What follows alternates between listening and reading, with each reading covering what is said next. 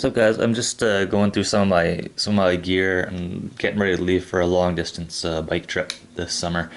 Well, the next few years actually. Um, I'm just going over some of the tools I have, making sure I got everything together, and I thought I would just sort of go over what tools I carry for a long distance bike trip because that was a big question I had for a long time. I wanted to know if I had everything I needed or what it is I needed to know how to fix on the bike. This is so far what I've figured out over the course of 4 or 5 years. What I tend to use and what I'll need for whatever situation arises. It's not a complete toolkit, obviously. I'm not carrying that with me long term, but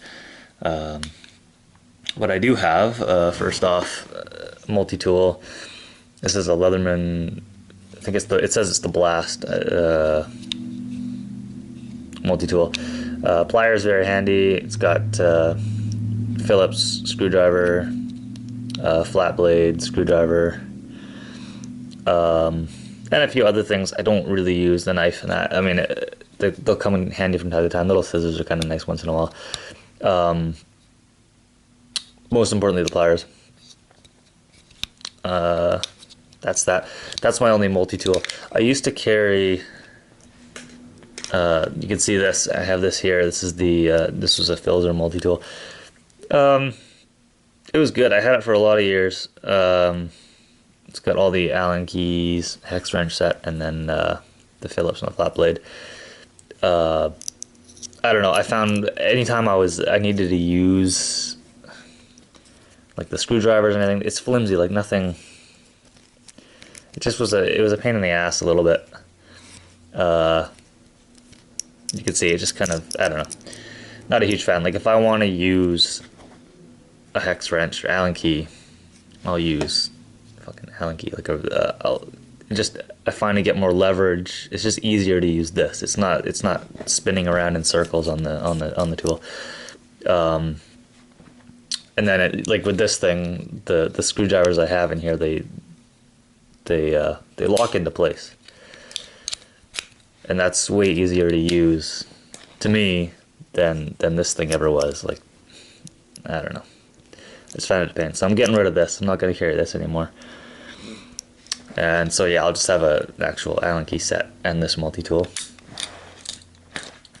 Pump, obviously. I don't know. I bought this pump about a year ago. My other one wore out. It's nice. It's got a nice gauge on it. It stands up. A little foot rest there. I really like this one in particular because the valve. This thing actually threads onto the valve. This is on. It's on Schrader now. Flips over. To Presta. Quick and easy. And then this will actually thread directly onto the valve, so you don't have to, I don't know, wrestle with it. Not that it was too difficult before, but I just like this. A little sewing kit here. I guess that's just for other things, for tent repairs, clothes repairs. A couple bungee cords. I got some paracord for whatever. I got a couple of tubes. Some lube, wet lubricant, I find works the best. I got a rag, general purpose rag. I'll also I don't have here, but I'll carry a toothbrush with me as well just to get into all the little chain links. And then I have a little kit here of the tools. A little pair of side cutters. This is the smallest, lightest pair of side cutters I could find for trimming cables and whatever else. Steam sealer, pretty handy sometimes, especially if you got waterproof bags, any waterproof gear that get holes in them. I have some grease, bike grease. I have 2 patch kits here. For whatever reason, I got 2. This is a Torx T20. This one, I don't know what like all my multi-tools, all the multi-tools I see have a Torx wrench, Torx driver on them. These are T25, and I don't know. There's nothing on my bike that needs a T20, needs a 25, but I have the roll-off hub and shifter, and that requires a 20. So if I ever need to change a cable or move the shifter around for whatever reason, I have to have this. This is a tool that came with the Thorn bike. This bottom bracket wrench. I don't know if I really need this, but it kind of is like a multi-purpose thing. This will loosen up the eccentric bottom bracket. These two screws here, kind of, you don't need it, but you can move the bottom bracket, the eccentric part around to tension the chain like that.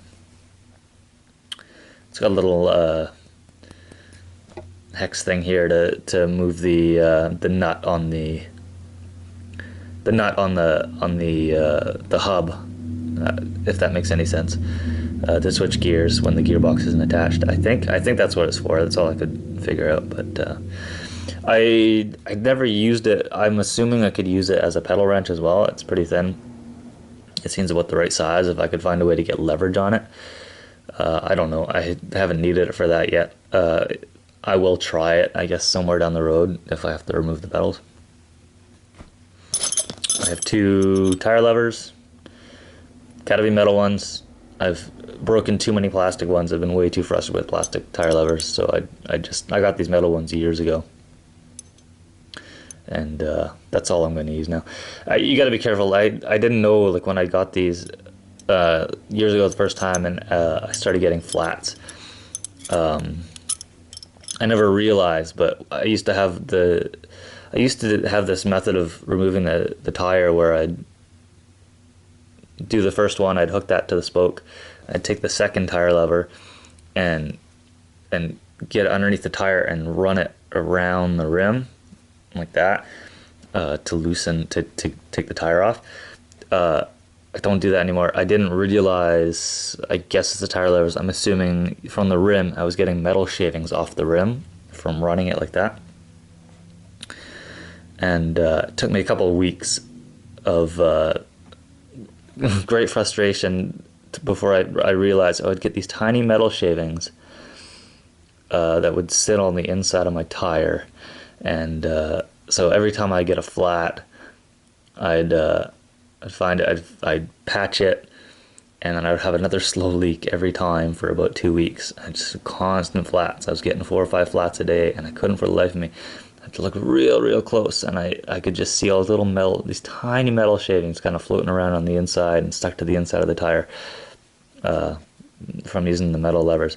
So it works fine if I don't do that. I just have to kind of go space it out and work my way around there. It's a bit slower, but works fine, and these don't ever break, so happy with them. I got a little adjustable wrench, general purpose.